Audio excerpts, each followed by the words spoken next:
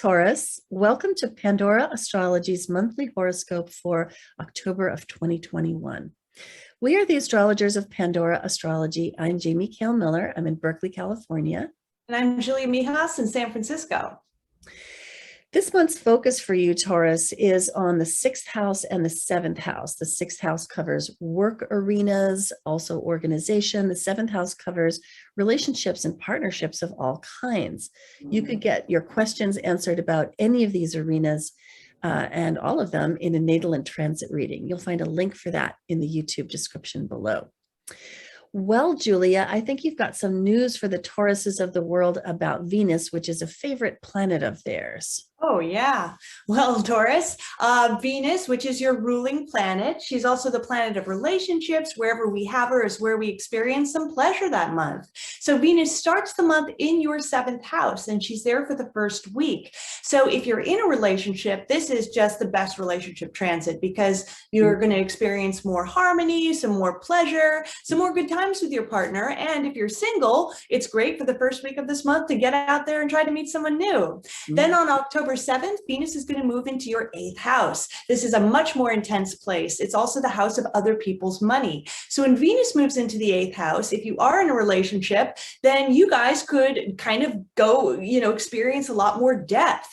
Venus in the eighth house has this ability to even transform your relationship to be much more intimate, much more psychologically merging, and even maybe more financially merging too.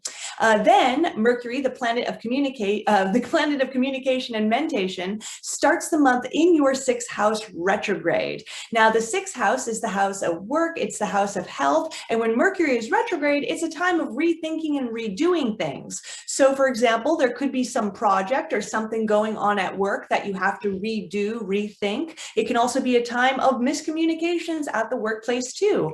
And since this is the house of health, this could be also a time of having to rethink a health strategy. Maybe you think you have one diagnosis, but really it's turning out to be something else. So a good time just to kind of be open to having to go over anything health related or work related. Be prepared to have to go over and maybe redo it. Then on October 9th, Mercury is going to closely conjoin the sun. We like to call that Lesser Epiphany Day because it's a day where you can make some great insights and aha moments, especially regarding health and work. Then by October 18th, the Mercury retrograde period is going to end and Mercury is going to go direct over the following week. It's going to slowly get out of that shadow period, making these lives and these areas and of your life as well as communication a lot easier. Then the next planet I'm going to talk about, the last planet, is Mars, the planet of action and activity, and it's going to spend most of the month in your sixth house. Again, this is the house of work, the house of health. So wherever we have Mars is where we tend to expend more energy that month. You could be really, really driven at work, performing lots of little chores, doing things because the sixth house is your day-to-day operations as well. Now, wherever we have Mars, we can run into conflict too. So this can be a time of maybe some frustrations and flare-ups at the workplace as well, or even with anything work-related, like, your computer not working right or other things of that nature. Then by October 30th, Mars is going to move into your seventh house of partnership, and it's mostly going to be doing that cycle next month. So we're going to cover that in our next set of videos. So definitely stay tuned to find out what that's going to feel like. Well, there are a couple of moons I want to tell you about. The first one happens on October 6th. The sun and the moon conjunct in Libra, which is your sixth house, and Mars is very involved with this. In fact, Mars is very involved with both of the moons this month. So both of them are kind of hot-headed, assertive, even adversarial. This particular one we're calling making peace with adversaries. It is in Libra after all, and that's the peacemaker, but it involves Mars. So there may be some of that, combative nature to it, but also the desire to smooth things out.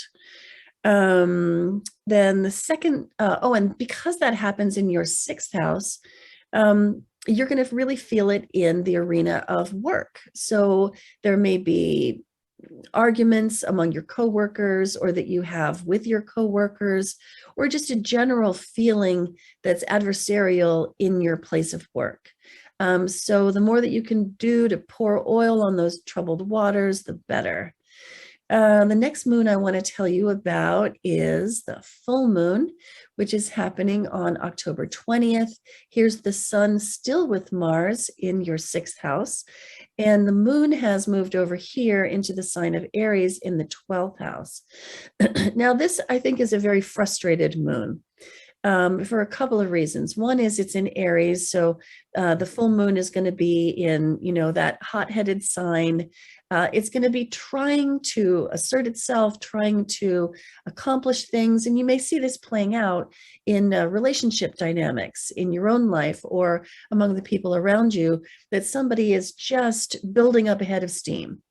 But because this moon falls in your 12th house, especially if that head of steam person is you, you might feel like you have to just throw a wet blanket over yourself. You have to just kind of, sit on it. And that could really make things explode even more. So I think that you're just going to have to find that, vent valve, open it up and tap this one off as gently as you can possibly manage. Now, this moon also involves a square to Pluto, which only amps up the intensity of it. So we call this one negotiate strongly, then let go, because that Mars is going to make you want to push for what you want, and the moon is only amping that up. But Pluto's involvement means that there may be some power and control dynamics or some manipulation at play in the scenario. And the better that you can put out what you want there, put what you want out there, especially in the arena of work, and then just let it go, let God handle it, let it play out in its own way without being attached to outcome. That's going to really yield the best results for you. You can find out a lot more about both of these moons on our October 2021 news playlist on our YouTube channel, Pandora Astrology. The last thing that I want to tell you about is the seasonal change. It happens every month. The sun leaves the sign of Libra this month and moves into the sign of Scorpio. And this is the third of the three signs, or as we call them in tropical astrology, seasons, the third of the three signs that are about harvesting. It began with Virgo, which is your fifth house, and that's the separating of the wheat from the chaff. And then it moved into Libra, which is the final fruits and the leaves and the harvesting of certain vegetables coming down, emptying the plants and the trees. And then we have Scorpio, which we're entering into now, which is the butchering season, the killing season, where the animals are culled and put away for the winter, usually with salt. So this is very much a season of death. It's also a season of rebirth.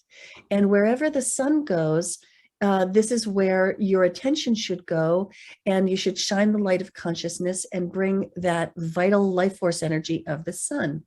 And the sun is moving into your seventh house, which is the domain of partnership. So the whole of Scorpio season is a really great time for you to put a lot of good quality attention and energy, pour energy into your relationship. That might mean attending to your partner. It might mean attending to your partnership. I don't know exactly what it means for you specifically, but in terms of it being in the seventh house, cultivating your energy, your relationships by infusing them with life force energy and attention is absolutely a winning thing to do this month in Scorpio. Well, Taurus, I hope you enjoyed this horoscope that we made for you with love and care. You can find more great stuff like this on our YouTube channel, Pandora Astrology. And if this is your sun sign, I strongly encourage you to figure out your rising sign using the link that we gave you in the very beginning of this horoscope, and find your rising signs horoscope too. You can find these horoscopes on our YouTube channel, but also on our website, pandoraastrology.com. And you'll also find the monthly forecast, and you can get readings and take classes. Until next time, we'll see you around the cosmos. Bye-bye. Bye.